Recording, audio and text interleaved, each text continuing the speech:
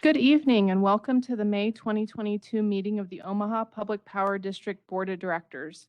Thank you all for joining us in person at the Omaha Douglas Civic Center and remotely via WebEx. I hope you and your loved ones are staying safe and healthy. With me in person today are my fellow board members, Mike Kavanaugh, Sarah Howard, Janice Molhoff, Craig Moody, Mary Spurgeon, Eric Williams, and Rick Yoder. We also have President and CEO Javier Fernandez, our General Counsel Troy Meyerson with the Fraser Stryker Law Firm, and members of our board meeting support staff. OPPD executive leadership team and subject matter experts also are participating in today's meeting in person and via WebEx. Additionally, we currently have less than 10 members of the public at the Civic Center and less than 10 members on WebEx.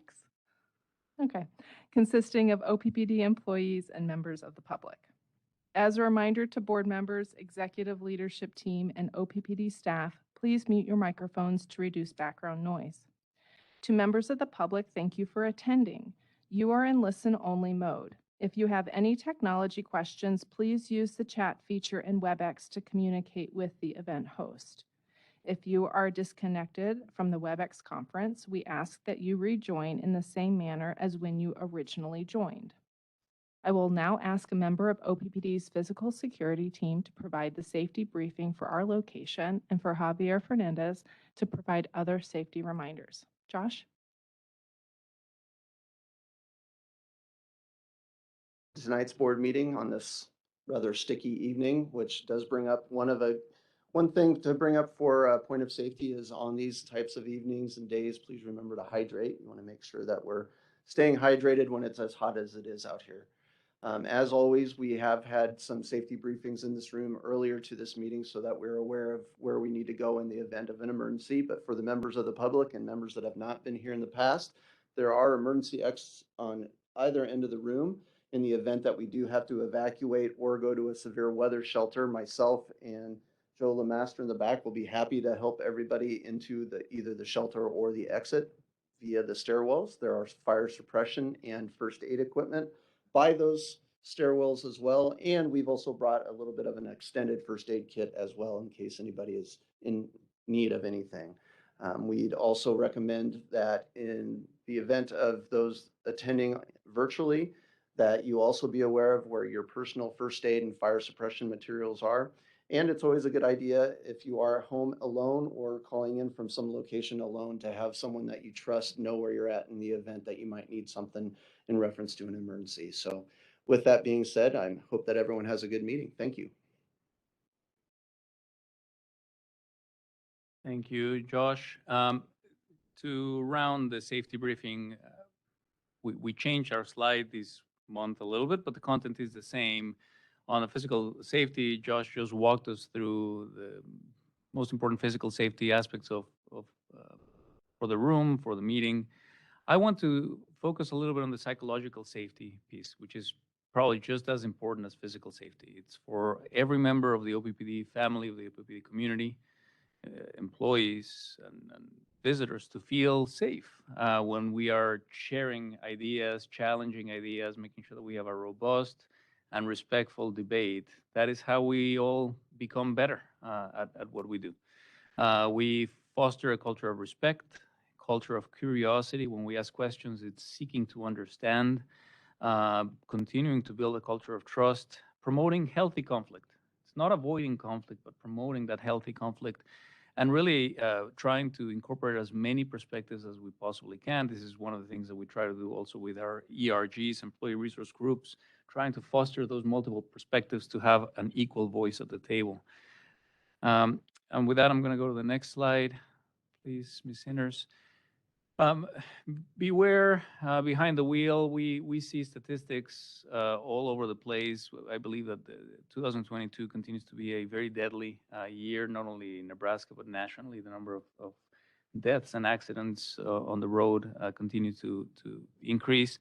So make sure that we ensure that we're communicating, reinforcing, and modeling expectations, like not talking on your cell phone, like paying attention while you're driving, even handheld communications can be very distracting. So please remember that every time you get behind the wheel. That is the most dangerous activity that most of us do during the day, is when we get behind the wheel and we drive to our place of work, or in this case, when we go back home. We continue to focus on reducing sprains, strains, and tears. The ground, it feels really hot. It feels like summer right now, but 2 days ago it felt like spring. So muddy, slippery, and it's something that we continue to remind our employees and our customer owners. Be careful, be aware of the surfaces, because they could be slippery, and you know, those soft tissue injuries could end up costing quite a bit of time restoring them. There are several days and weeks of observations for safety health topics in May. We have motorcycle safety, national stand down to prevent falls, boating safety. So be on the lookout for more information for those employees on our weekly safety bulletin. I will also mention what I mentioned on Tuesday, that May is Mental Health Awareness Month. So very much in line with the psychological safety message that I shared earlier. If you're not feeling well, if you're feeling depressed, talk to someone. These things don't always go away on their own, and it is important for us to rely on our friends, our family, and to check on each other. Mental health is hard to diagnose, or hard to spot for the untrained eye. So I think it is important for us to be on the lookout and check on each other. That concludes my safety briefing. Thank you very much. Now let's just run through our guidelines for the conduct of the meeting. This regular board meeting will follow the agenda made available to the public on OPPD.com. This meeting is being conducted in person with WebEx conferencing and is being recorded. Our board meetings have public comment periods on the agenda. Comments made by all parties during the meeting are a part of the official public record. After board discussion on each pending matter, I will ask for public comment before bringing the matter to a vote. Also, before we adjourn, there will be an opportunity to comment on any other matters of district business. We will take comments in the room and via WebEx. Let's first review the two options for WebEx attendees to notify us. Option 1, which is being displayed now, involves sending the meeting technology host a message using the chat feature, simply stating that you wish to speak. Ms. Henners? Thank you, Chair Bogner. For those who have joined us using a computer or WebEx mobile app, you will find a button in your WebEx interface to open the chat panel. Once opened, you may send your request to the meeting technology host. Requests to provide comments will be relayed to Chair Bogner for recognition during the public comments section.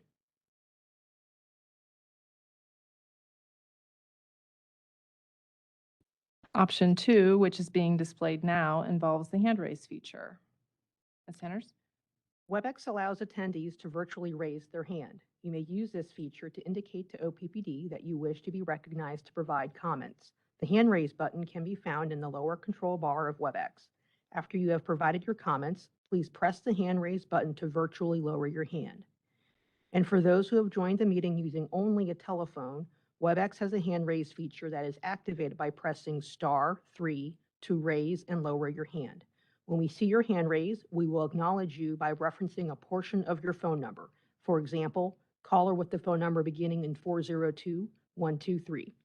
If you wish to provide comments when recognized, please wait a brief moment to be unmuted and begin speaking. This time, if you would like to try using the hand raise feature, you may do so as a test. I'll allow plenty of time at each opportunity for public comment for members of the public to provide notification via WebEx. When I call on a member of the public to speak, our meeting technology host will unmute your microphone. Before commencing your comments, I suggest you first affirm that we can hear you. Please state your name and address, and state the name of any organization or person you are representing. Organizations should choose one representative to speak on their behalf. Each individual will be allotted 3 minutes per matter pending at the discretion of the board. To assist you, we will display a timer on the WebEx screen to ensure each member of the public receives a consistent amount of time. Ms. Henners will signal you when 30 seconds remain, as well as when time is up. For in-person attendees, if you wish to make a comment, please line up behind the microphone. Please state your name, address, and the name of any organization or person you represent. Each individual will be allotted 3 minutes per matter pending To assist you, we will use a timer that will be displayed on the screen. Ms. Henners will signal you with 30 seconds remain, as well as when time is up. Please direct your comments to me. I will either respond to you directly or defer response to another board member or officer of the district. The board values and welcomes civil, respectful, clear, and concise communication from the public. During public comments, speakers should refrain from repetitive, profane, or irrelevant comments.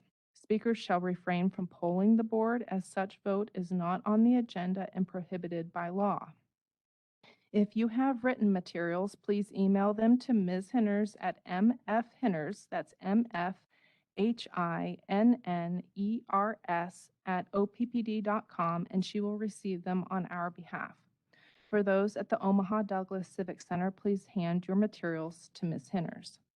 In summary, we will first take in-room comments and then take WebEx comments and then have a last call. Ms. Henners, will you please take the roll call? Bogner, Here. Kavanaugh, Here. Howard, Here. Molhoff, Here. Moody, Here. Spurgeon, Here. Williams, Here. Yoder. Here. Notice of the time and place of this meeting was publicized by notifying the area news media, by publicizing same in the Omaha World Herald, OPPD Outlets newsletter, oppd.com, and social media, by displaying such notice on the arcade level of Energy Plaza, and by emailing such notice to each of the district's directors on May 13th, 2022. A copy of the proposed agenda for this meeting has been maintained on a current basis and is readily available for public inspection in the office of the district's corporate secretary. Additionally, a copy of the Open Meetings Act is available for inspection on oppd.com and in this meeting room. The consent agenda items for this evening are as follows. Item 6, approval of the March 2022 Comprehensive Financial and Operating Report, April 2022 meeting minutes, and the May 19th, 2022 agenda. Item 7, SD3, Access to Credit Markets Monitoring Report, Resolution 6504. Item 8, RFP 5960, Nebraska City Station Unit 2 Economizer Upper Bank Replacement Materials Contract Award, Resolution number 6505. And item 9, 69 kV power cable, engineer certification, resolution number 6506. If there are no corrections, changes, or additions to the consent agenda items, I need a motion and a second. So moved. Second. We discussed these action items at the All Committees meeting on Tuesday, May 17th. So if any members of the public have comments on these consent agenda items, this is the time. If you would like to make a comment, please send a chat to the meeting host or use the hand raise feature in WebEx. Telephone users can press *3 to raise their hand. Ms. Henners, is there any requests for comment? Okay, no chats or requests, no in-room comments have been asked for either. At this time, Ms. Henners, will you please call roll? Bogner, Yes. Kavanaugh, Yes. Howard, Yes. Molhoff, Yes. Moody, Yes. Spurgeon, Yes. Williams, Yoder. Yes. Motion carried. All right, now I'd like to invite President Fernandez to tee up the Workforce Transformation Technology Platform Strategic Initiative update. Certainly. Thank you, Chair Bogner. And for these, I'm going to call two friends who will eventually call other two friends. So it's a team effort. I am really excited about these. As you remember, just as a way of framework, we have currently 5 strategic initiatives. And these are ways in which we organize work to advance understanding and advance work on strategic areas where the organization needs to pay attention to and make significant improvements and advance our understanding. One of them is our Pathways to Decarbonization Strategic Initiative. We have our Grid Modernization. It has a longer name, but it's our Grid Modernization Strategic Initiative. We have our Customer Engagement of the Future. And then the other 2 strategic initiatives we're going to hear about today is just a monitor, not a monitor. I'm still in that mode. It's just an update of where those strategic initiatives are, all the work that the teams have completed so far. And I'm really excited. I often say none of what we do of course, can be done without people. And very second to that, without technology. And so today we're going to hear from Mikkel Pinder and her team on the workforce transformation and strategic initiative that talks about people and how are we transforming our workforce and getting ready for that new workforce of the future, as well as from Kate Brown and her team on the technology platform and all of the investments and strategic investments we need to make to keep our technology up and running and serving our customer owners. So Mikkel and Kate.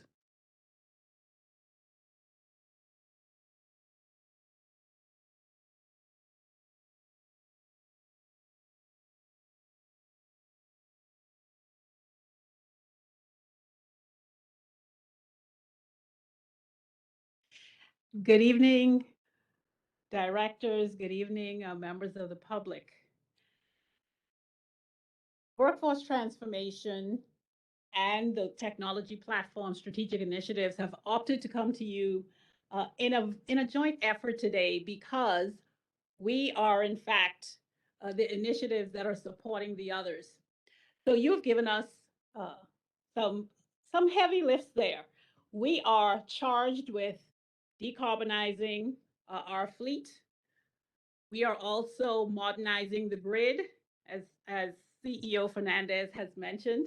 In addition to that, we are challenged with engaging our customers not only now, but well into the future.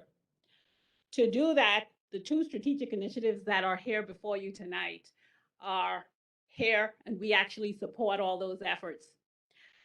The Workforce Transformation Strategic Initiative came to you during the chartering process many months ago. And we laid out a framework. And actually, we were here answering the question, what type of organization and what type of workforce do we need to do all the work that needs to be done?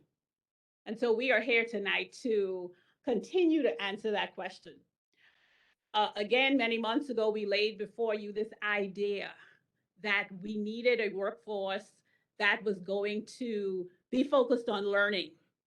We needed one that was going to use all the technological enablement that was to come. We were going to use those things to do, again, what it was we were being charged with doing. And so with that, we are proud to be here today to give you some indication, to let you get a little bit of insight into what we have determined, both from perhaps a trends perspective, you'll see some of that. But in addition to that, we want you to see, more importantly, how we intend on combining our efforts with technology to make a lot of these things happen. And so with that, I'll turn things over to Kate to give you more information from a technological perspective. Mikkel, thank you very much. Good evening, board and members of the public. I'm honored to be here with Mikkel and the team that's going to present here, Steve Brown and Nina Swanson. You know, technology by itself doesn't do all that much. It's great. Don't get me wrong, I'm the technology person. Technology is fantastic. But without the people engaged in what we're doing, it only gets us so far. And the joining together of what we call the two pillars, workforce transformation and the strategic initiative around technology platform, that's super exciting. I mean, it is like beyond wildest dreams, the way we are collaborating on these, the really, really, really smart, talented people that we have working on this. It's coming together in a way that I think that what Nina and Steve are going to present, you will get a very solid view into. It's hard to encapsulate that in this moment. And this is a moment on a vast journey that we are on. It's an incredible journey. For me personally, in my career, this is probably the most exciting thing I have ever done in the space of technology. And so I hope that you feel from what you're about to hear and the work that these teams have done, the way that these two pillars are coming together in support of the other strategic initiatives that Mikkel mentioned, that you will see, and it will paint the picture of where we're headed in alignment with Powering the Future 2050, because this all comes together with that North Star. And so I think this is a great moment. And with that, I am going to hand it over to Nina Swanson, Director of Organizational Development, and Steve Brown, Senior Director of Enterprise Architecture. Thank you. Thank you, Kate, and thank you, Mikkel. Can you hear me? Yes, we can hear you. Thank you. Thank you to the board and the public. We're happy to hear to talk about some amazing work that our teams are doing. I'm going to kick it off, and then Steve and I are going to kind of go back and forth as we have been doing for many months as we work together on these initiatives. As I think both Kate and Mikkel explained so well, we are 2 of 5 initiatives, and Steve and I are here to represent 2 of the strategic initiatives. We're presenting jointly because we want to reinforce the deep partnership and collaboration between our initiatives to ensure that we can fully enable the 3 other strategic initiatives and our progress towards our Powering the Future 2050 aspirations. Can we go to the next slide, please? Steve and I have the privilege of working with 2 amazing initiative teams. Each of our teams is chartered to identify the roadmap for our workforce and the technology that we need to succeed. The reality is that we depend on each other for success. Our people need technology to enable better processes and interactions, and our technology needs our people to fully engage with it to deliver energy to our customers and community and fulfill our desire to be the utility of the future. So here you see our specific charters that you would have reviewed many, many months ago. Can we go to the next slide quick, or click the next forward for me, please? While we have separate charters, what Steve and I really want to reinforce is that we are very unified in this singular focus to make working at OPPD easier and more fulfilling. And we can go to the next slide, please. As stated earlier by myself and Mikkel and Kate so eloquently, one of the other unifying features of our work is that we know that each of our initiatives is the foundation and a critical enabler for the outcomes and impacts of the other 3 initiatives. And it is critical to our Powering the Future 2050 roadmap. We have talked about our work as foundational and are really working with our teams to fully enable the amazing work that our utility is doing every day and what our utility will do in the future. The other thing that is unique and unifying in our work is the way in which we have reached out broadly across the district. And I'm going to turn it over to Steve to talk about the ways in which we have engaged the district broadly in our initiatives. Thank you, Nina. Let's jump to the next slide, please. So leveraging the voice of our employees across the business as well as our customers it's how we're making the connection between fundamental technology and making it actually useful for our employees, whether they're in an office or in the field, and making it useful for our customers, whether they're under positive circumstances or whether they're going through an emergency that we're responding to. So as you look at this is to illustrate the way that we're engaging the business, the way that we're trying to talk to people all across the district to try to understand what matters. There's a lot of technology out there. There's a lot of investments we can make, but we want those investments to be meaningful and to be useful. We build tools for this organization to leverage, and those tools have to be something that they want to use. And at the end of the day, we want our employees to be able to focus on our customers and our mission as an organization, not struggle with technology and some of the complications come with it. Because we do so many things today, but how do we use technology to make it easier, once again, so they can focus on our customers and bring their expertise to bear without having to fumble with technology that may not be as efficient as it ultimately could be. So that's how we're going about this, and that's why we want the voice of the district to be part of our solutions as we build the future. Next slide, please. Nina? Yeah. So I'm going to tell you a little bit about, I'm going to connect dots from the last slide to this one of, I'm going to tell you a little bit of our approach of how we've leveraged all of those employee interactions and all of those surveys and focus groups and time that we've done with subject matter experts across the district and outside of the district. We really started our work by looking at the current state of how work gets done at OPPD and how our employees are engaged in that work. You'll see some words on the left-hand side of the screen that describe the current state. These are high-level summaries of a lot of data that was collected, a lot of conversations that we had. But these were things that represented sort of in summary, all of that data that we collected.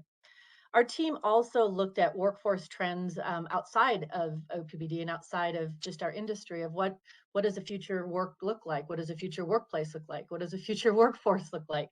And asked leaders and employees to think about those in light of the future of OPPD.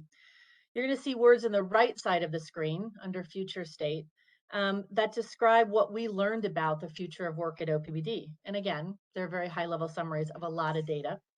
You're going to also notice that there are 3 words that are the same between the current and the future state. These were shared many, many, many times by our current employees, and also as we looked out at the future of work as being essential to building a transformational culture for any company. An engaged workforce, our connection to the community, and our pride in the work, we want to see both in our current state and continue well into our future state. So we wanted to make sure that we documented those as well. Right now, the team is working to identify, we're right now in the phase of how do we close the gap, or I call it, how do we build the bridge between the current state and that future state. And the team is beginning to think about that in terms of concrete recommendations about how do we bridge that, all in an effort to discern a roadmap for how do we create the best environment for our employees to thrive today, and as we progress towards our Powering the Future 2050 vision. We've identified what I will call 3 anchors for this roadmap, focus on people first experiences, building a robust learning organization, and enabling leadership at all levels. The team is working on detailed recommendations that will bring these anchors to life. I also want to talk about another important partnership. As Mikkel alluded to, we are working with a broad segment across the district. One of our other partnerships is with our master's facility plan, because what came out of our work around current and future state is the importance of physical facilities in fostering collaborative and learning environments. And I'm happy to say we'll see that first new iteration of a collaborative space come to life in our huddle spaces that hopefully we'll have access to in the next few months or a few weeks at Exarban Village. Before I close, I think it's really important that I acknowledge how all this great work has been done.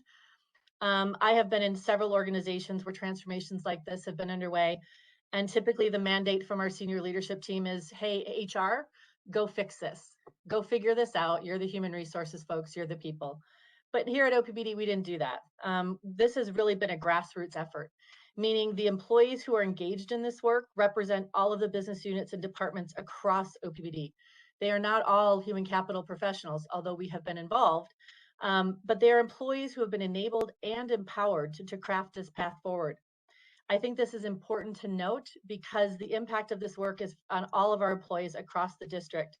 And the workforce transformation team members represent the best of who we are and who we want to be. And I'm very grateful for their contribution and the work that they've done to date. Steve, I'll turn it over to you to talk about technology platform. Thank you, Nina. Next slide, please.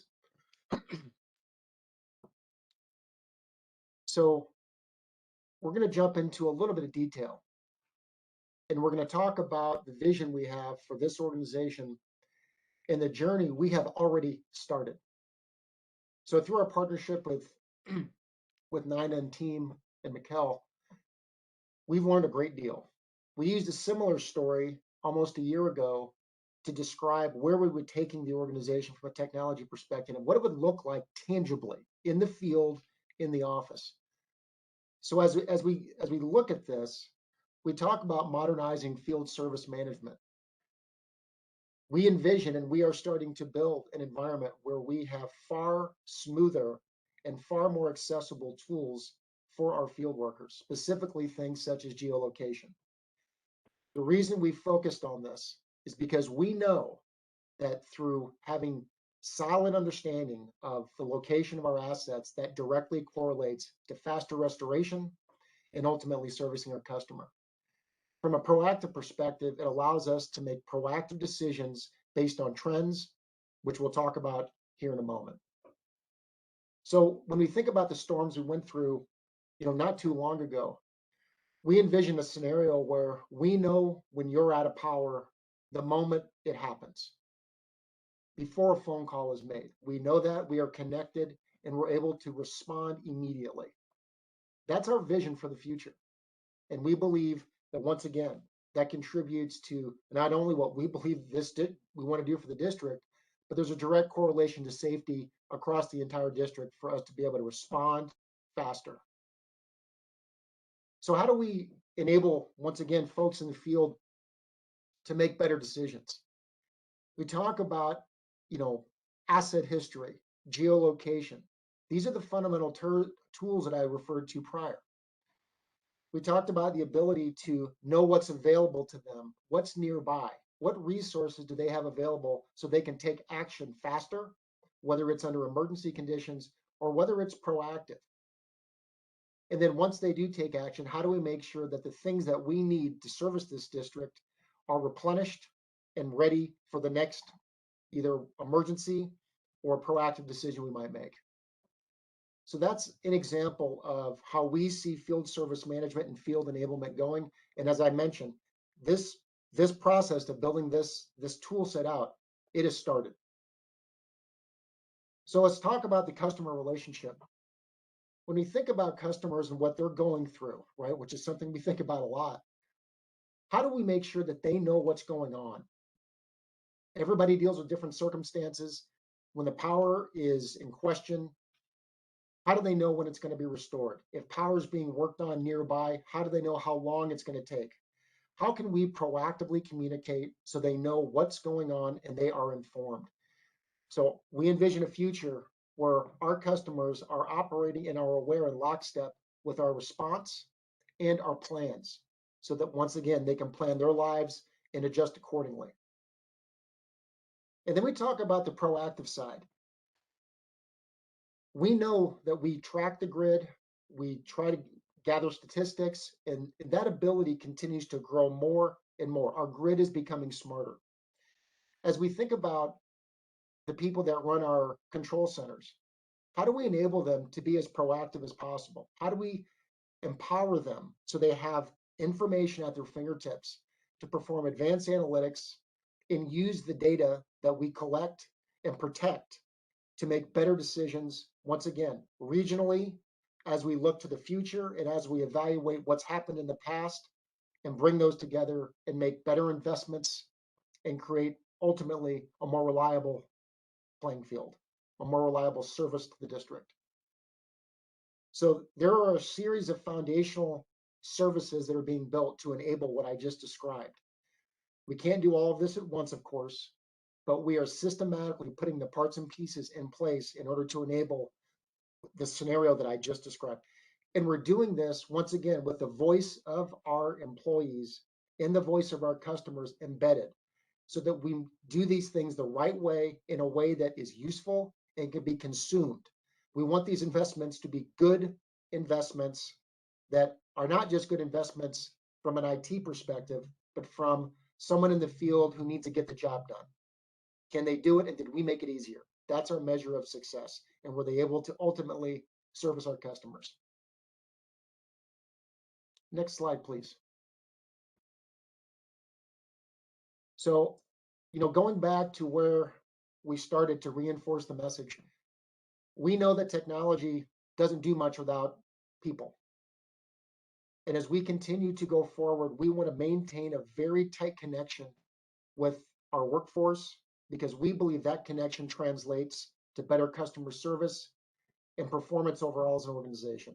So that's a commitment that we have. We've been executing that way for quite a while now, and it continues to pan out. So many thanks to Nina, and once again, helping us understand what makes sense and what's valuable to, once again, our employees as well as our customers.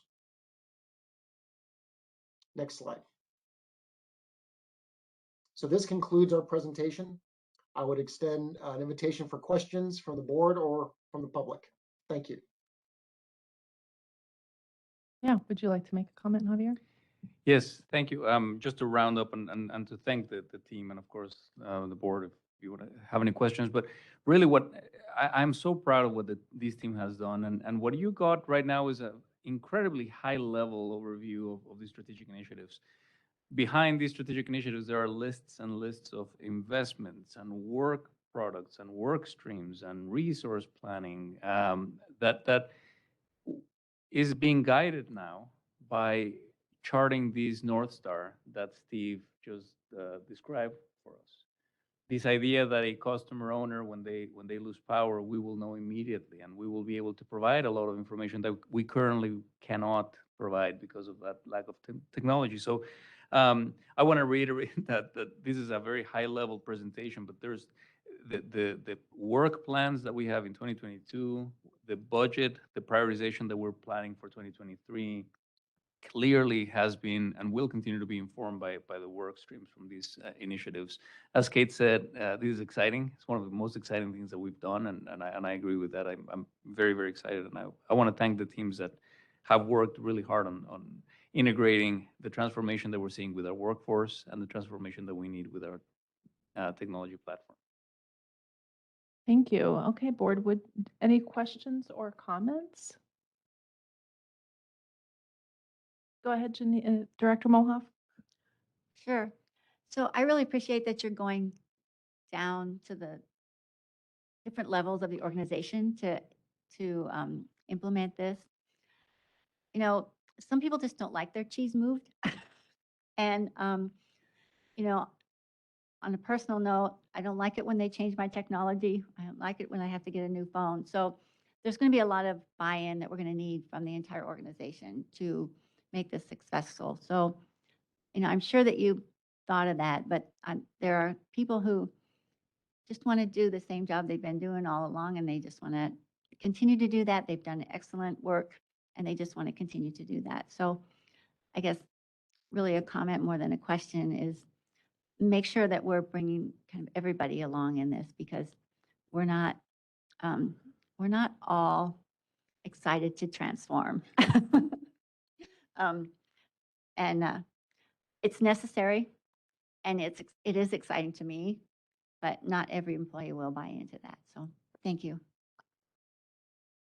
Thank you. Would anyone else like, go ahead, Director Moody. Thank you, Director Bogner. I do have a couple questions. I'll ask the one about workforce transformation first. You echo the depth to which we're going to try and understand what people need. I really, really appreciate that.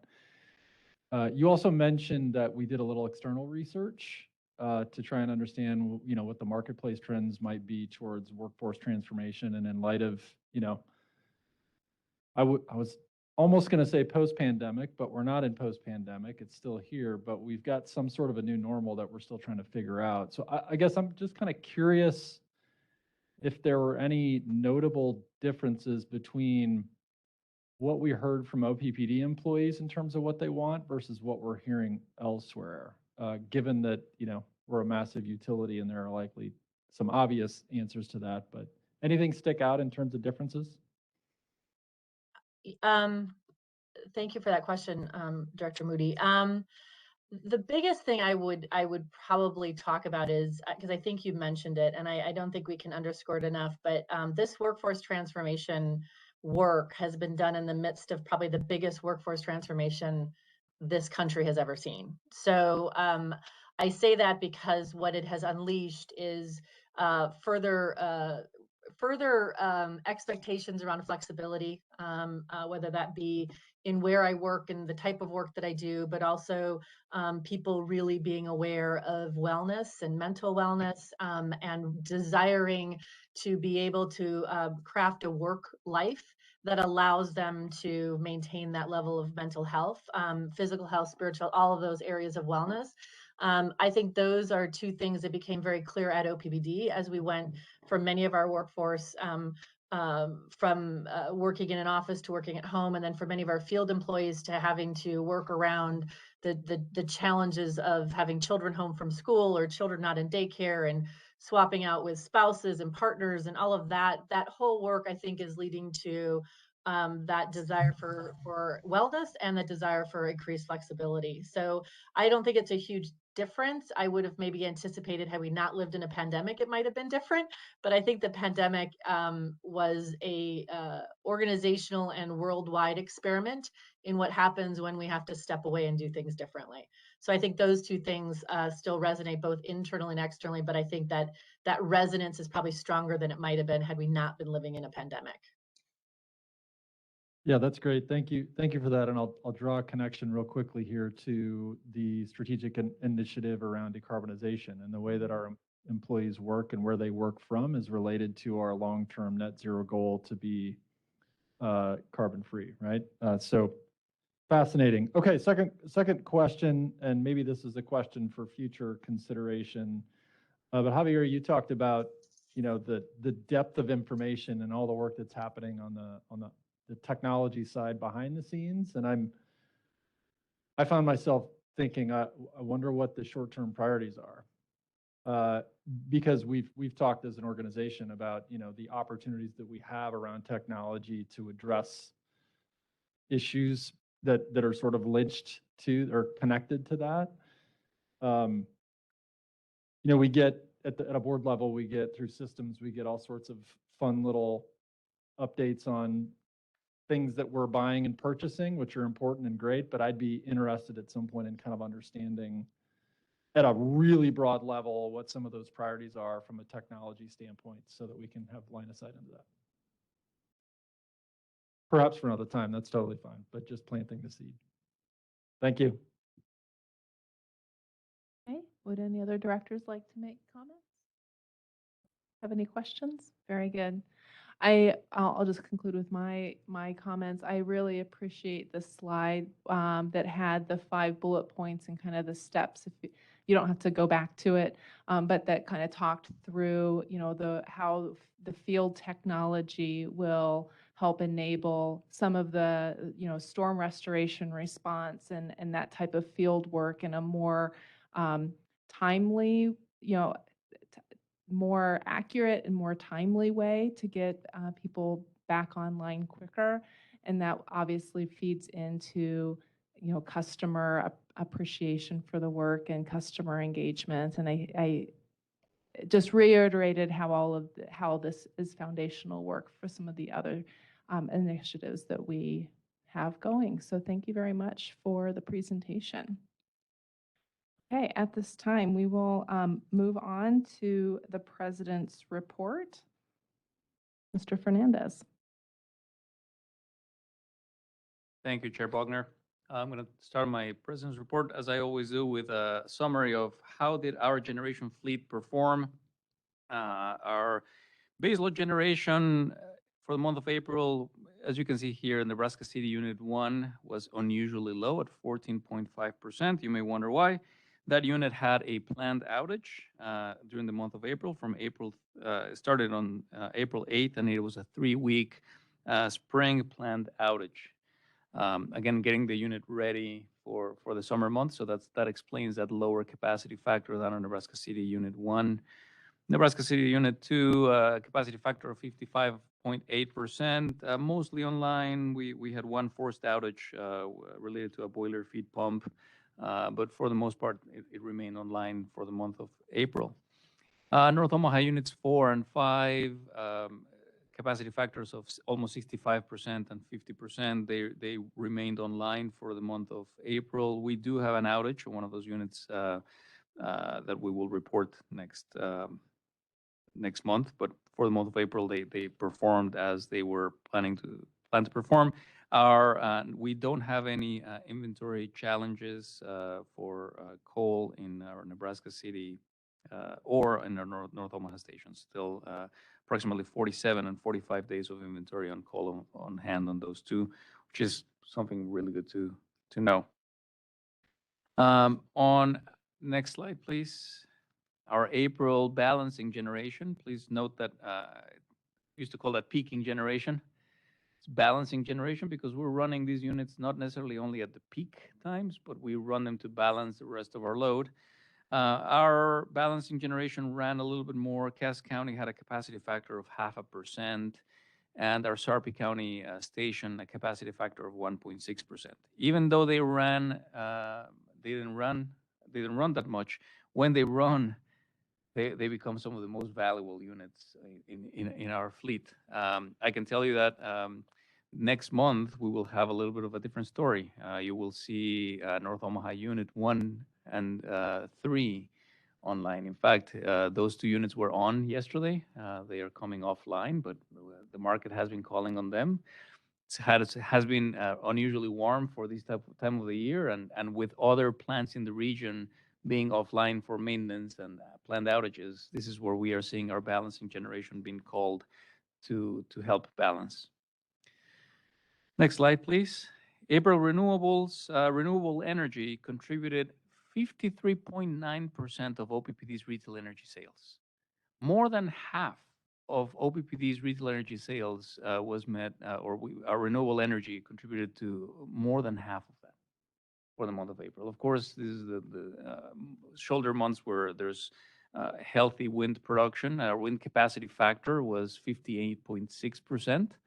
And our capacity factor for our community solar array was 27.1%.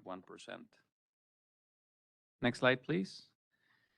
I have a few slides here to talk about honoring our community. I'm going to start first with Earth Day Omaha, which we celebrated on Saturday, April 23rd, where we had employee volunteers staffing the OPPD booth on Earth Day at Elmwood Park. We had attendees, and I know some of you attended the event.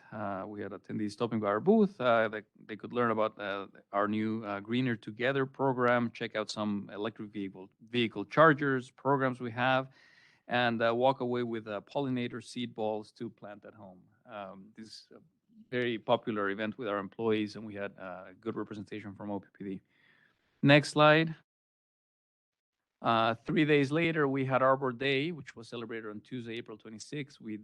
We had our presence at Lords and Gardens. Our goal for this event was to educate students about pollinator gardens and the proper planting, care, and trimming of trees. We understand that there were about 1,300 metro area elementary school students who participated, and you can see here some of the pictures. It looks like it was a really fun day for both adults and children. Next slide, please. Part of honoring our community, we celebrated our Cinco de Mayo parade and festival. You can see there our sign. If you can't read it, it says Energizando el futuro por 75 años. That's the Spanish word of energizing our future for 75 years, representing our company and in the communities we serve, certainly here in South Omaha. It took place in the historic South 24th Street and corridor. We estimate, or at least officials estimate, that there were about 80,000 attendees, both in the parade and the festival. The festival was all weekend long, although the parade that we participated in was on May 7th from 10 a.m. to noon. OPPD had 19 volunteers for the event. The Latino Society of OPPD was very present, and I have our Vice President of Facilities and Safety, Kevin McCormick, is a sponsor for that employee resource group, and he was present there and helping along with many other people. Next slide, please. Honoring our community, this is up north in the northern part of our service territory. We partner, as we have been partnering for many years, with Habitat for Humanity. In this case, we recruited, we offered volunteer opportunities for OPPD employees who volunteered. There were 65 volunteers, mostly OPPD employees, family and friends, who joined forces with Habitat for Humanity to what we call Rock Blair. And similar to the past Rock the Block events, what happens here is our employees volunteer and help with sanding, painting, cleaning windows, raking, spreading mulch, and everything that they can do to help the community, the block that they were working on. There's another slide with pictures. We took lots of pictures of this event, so we couldn't fit them all in one slide. The entire group got together afterward at the Ralph Steyer Park in Blair to celebrate and have a time of fellowship. I can tell you, this is one of the most popular events we have. We usually don't have enough spaces. for all the OPPD volunteers that want to come in. We are hoping to have, weather permitting, another event like these in the fall, and we will continue to coordinate with Habitat for Humanity, all of these to honor our community. Next slide, please.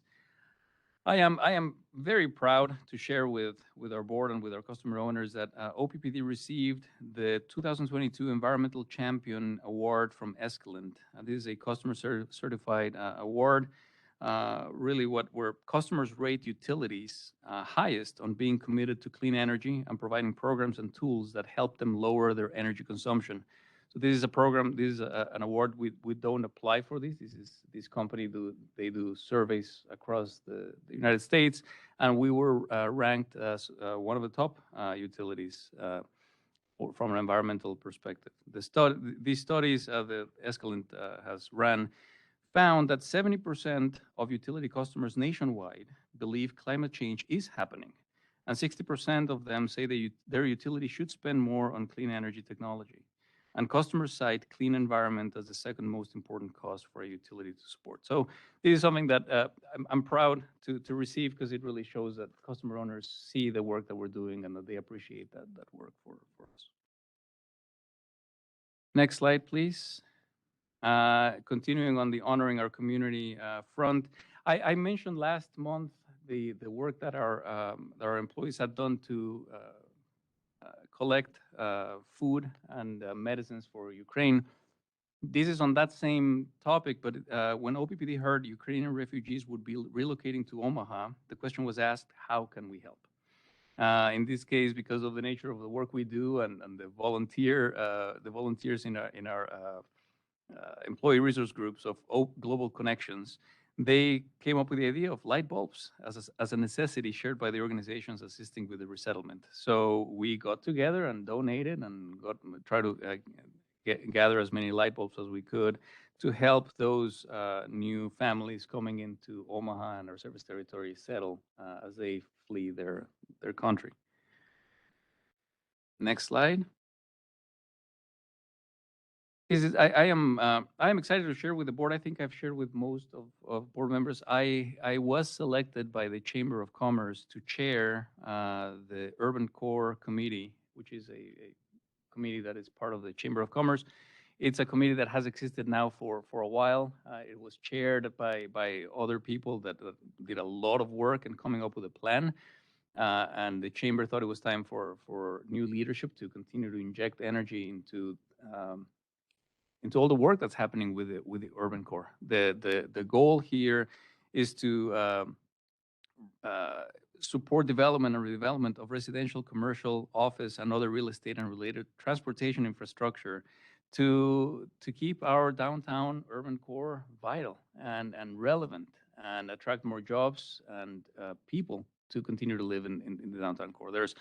We have invested a lot of money, a lot of resources in the past decades, and we want to make sure that we put them to good use for not only Omahans today, but Omahans who will continue to move here in the future. It's very, very excited about the work that the Urban Core Committee will do.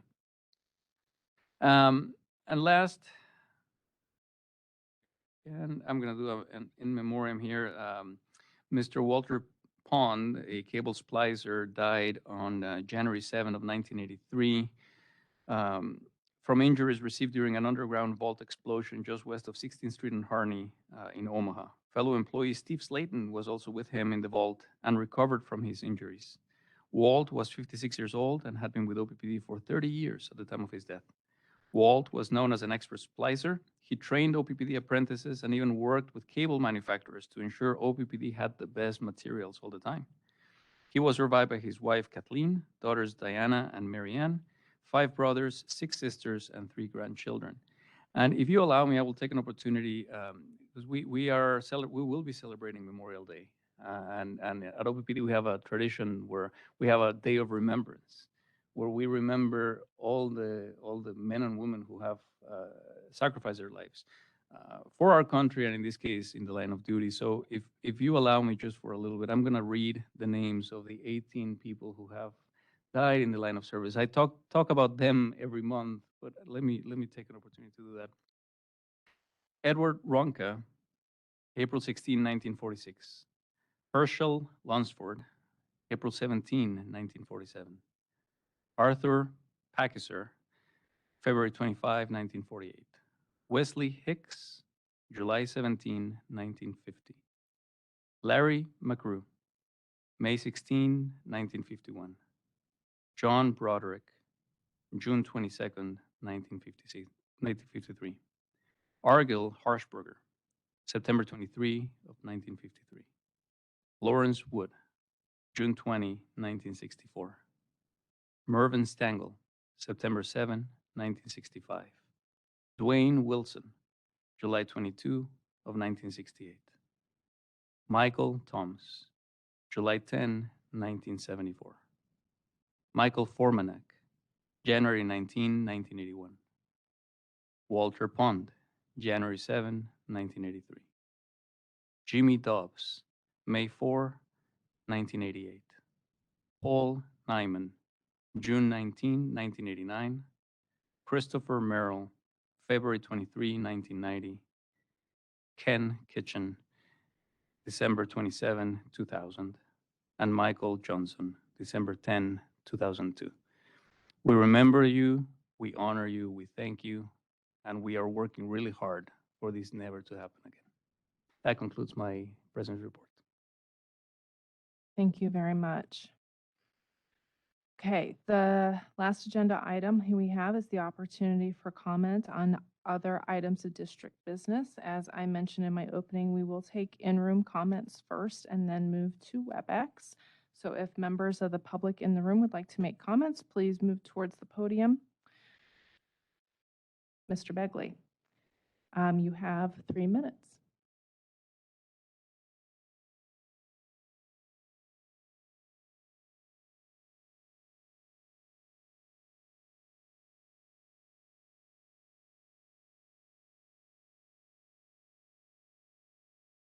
David Begley, 4611 South 96th Street, Omaha, customer owner. Last meeting, the CEO said, this is a direct quote, "We never said that we were going to spend $28 billion. Here's your net carbon zero policy. You're going to get that goal in 2050. Cite Mr. Corbin, Dr. Corbin. The plan is knowing where you are now, where you want to be, and how you will get there. I agree. OPPD executed a plan, hired E3, and they came up with an expert opinion about how to achieve pathways to decarbonization. Here's the plan, as you well know it. More wind and solar, coal power retired, and then OPPD to spend $28 billion by 2050. Quote, $1 billion a year in incremental cost by 2050. Net carbon zero achieved, planet Earth saved. Question. How is this not a plan by OPPD to spend at least $28 billion by 2050 in order to achieve net carbon zero? I guess it depends on what the phrase to spend is. Is to spend an upfront capital expenditure by OPPD? Or is it OPPD paying developers $28 billion in incremental costs via power purchase agreements? By federal law and state law, you cannot take advantage of the generous federal income tax credits. So you entered into a secret power purchase agreement with NGP, Energy Capital Management, and Platteview Solar for the U10 project. That's the way you do your deals. So with Platteview Solar, the developer is going to spend at least $150 million up front, not OPPD. But you're going to have your power purchase agreements where you will pay that company more than $150 million over the next 30 years. What you are doing is off balance sheet financing, just like, or nearly like what Enron did, okay? Here's a quote from the Nebraska Supreme Court in the attorney discipline case for Paul Douglas. Public officers has been characterized as fiduciaries and trustees. Paul Douglas 30 was seconds. the elected Attorney General of Nebraska, and his answers were under oath. Supreme Court then goes on to say, it is the duty when you're responding to an inquiry to give correct information. Misleading answers calculated to convey a false impression, even though literally true as far as they go. So, do we have a Clintonian deception by the CEO regarding OPPD spending $28 billion? Last slide. This is all this is Time. all Orwellian doublespeak that I get from OPPD. Thank you.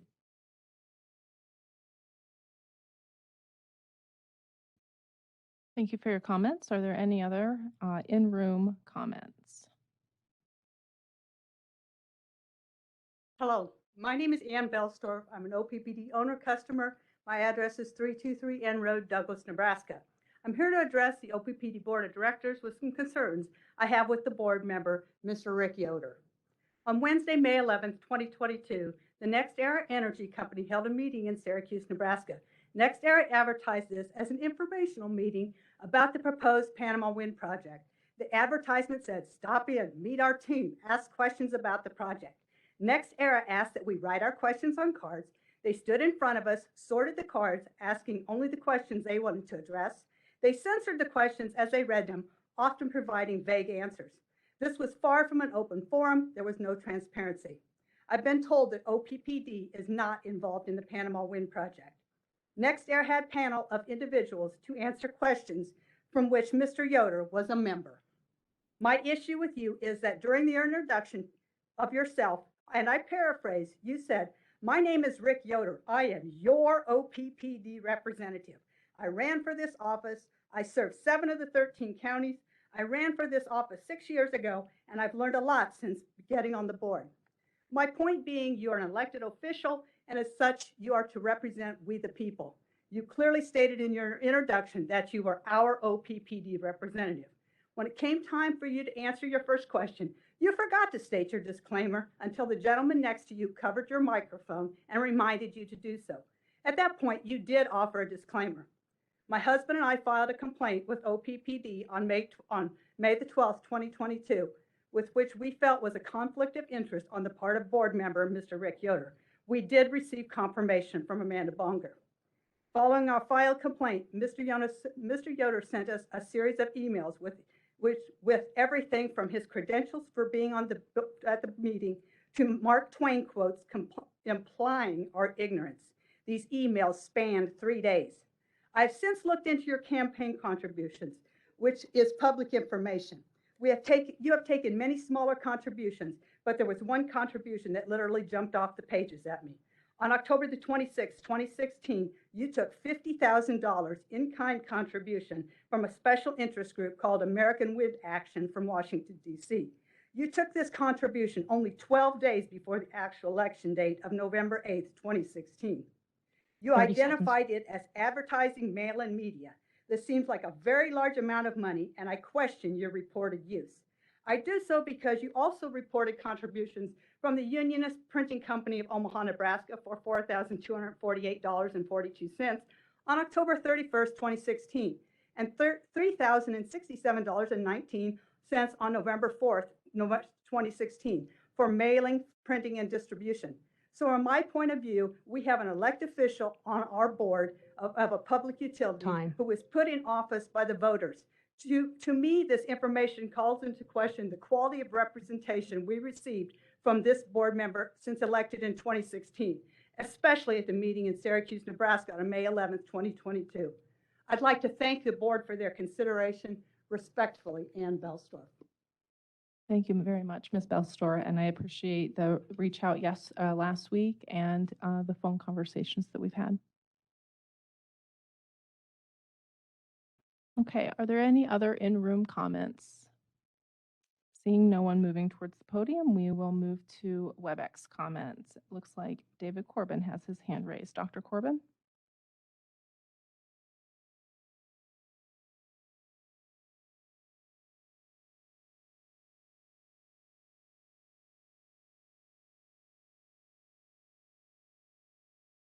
Can you hear me? We can hear you now. Thank you. Okay. First of all, I'd like to, David Corbin, Energy Committee Chair of Nebraska Sierra Club, 1002 North 49th Street, Omaha. First of all, thank OPPD for all of your community involvement that was covered in the President's report, and congratulations for your award. I listened in on the committee meeting on Tuesday. I missed some of it since it was my birthday, but I did catch some of the things that were discussed, and I just want to emphasize in discussion of SD 11, where you talk about economic development. I would hope that you keep all three of those words in your mission: reliability, affordability, and the environmental sensitivity sometimes seems to take a back seat. So I hope that part will be equally looked at. I've been working with a lot of young people during Earth Day and Earth Week and Earth Month, and their voices have said that they want to live in a location that is taking climate change seriously. I'm happy to hear that CEO Fernandez is taking leadership in the urban core because it doesn't do any good if we build all kinds of new buildings downtown in the core if they're energy efficient and if we aren't looking to how that will sit with both your goal for 2050 as well as Omaha itself. I also appreciated that there was some discussion again about ESG, and I hope that will continue. And then I want to just point out, since your Greener Together program stresses the importance of transparency, I would hope that either in the president's report or some other report, that you could give a monthly update in how many customer owners are participating so we can keep track of that.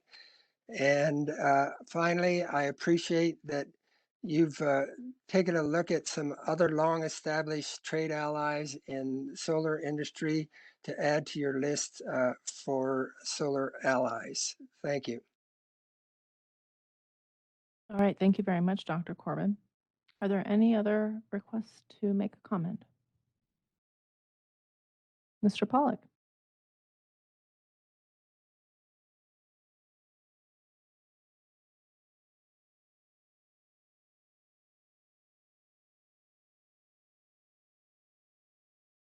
Mr. Pollack, are you there?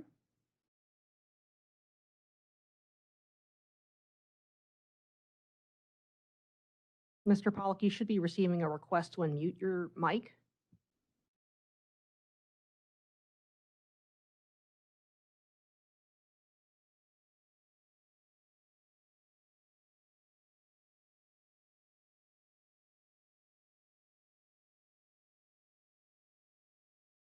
Okay, Mr. Pollack, we will come back to you. We're going to move to call-in user. So it's call-in user with the number 40220, and I can't see the next number.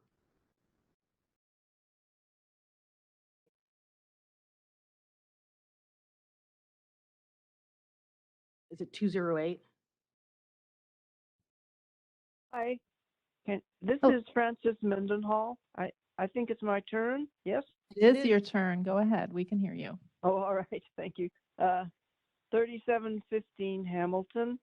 And happy birthday, David. Hey, today is my birthday. I just thought I'd share that.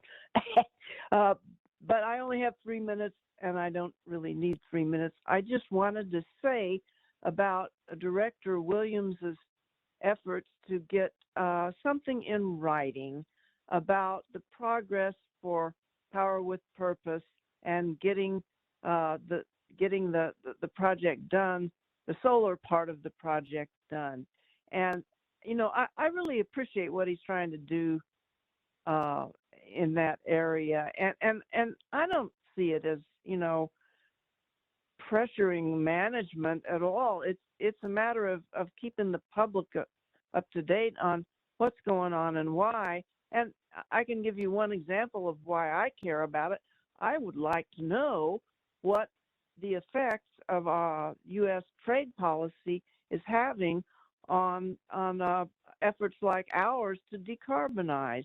And you know, maybe there should be more talk about making our own solar panels, for instance. But so that's all. And thanks, Director Williams. I know you plan to keep raising this issue, and I'm glad you're doing that. Thank you very much, and happy birthday to both you as well as Dr. Corbin. Okay, so John Pollock might be available now for his comments. Mr. Pollock, you are now unmuted. We can hear you now. Thank you. John Pollock, 1412 North 35th Street, Omaha. I'm just going to do weather today because we've got a kind of an unusual situation. The outlooks have just come out. Short term, the severe weather outlook, we're in a marginal risk of severe this evening. It looks like most of the severe weather will be to the north and east of us. After that, we're going to have a very sharp cool spell. Probably by the end of the weekend, people will be thinking of switching on their heat, if not sooner, for a few days. It looks like we're going to have a cool week coming up, and then probably another fairly abrupt switch. We're in a situation, as you probably are aware, where we're on the fringes of a large drought that covers the western part of the country. Unusually, this gives us some predictability into the late spring and summer season, June, July, August. Unfortunately, it's not good. La Nina is continuing, having the drought conditions already prevailing over the west give us an unusually large chance of developing heat domes, which can then spread into the central part of the country. We've already seen that this month, and it's likely to continue. So we're at an unusual risk for a hot summer and severe heat waves.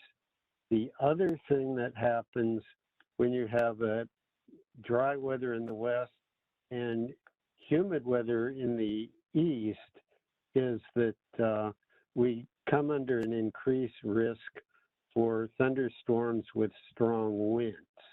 That can be up to and including a derecho. There was already one in South Dakota and northeast Nebraska. The usual antecedent of a derecho is a seasonally strong west to east jet stream with 30 hot, seconds. humid air, and thank you. Hot, humid air feeding in on the south side.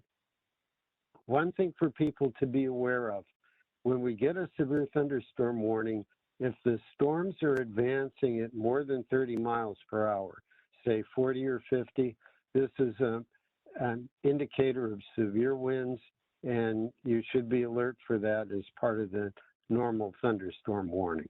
Thank you. Thank you very much. Are there any other requests for comment?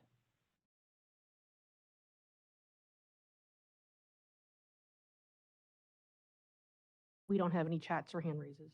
Okay, last call.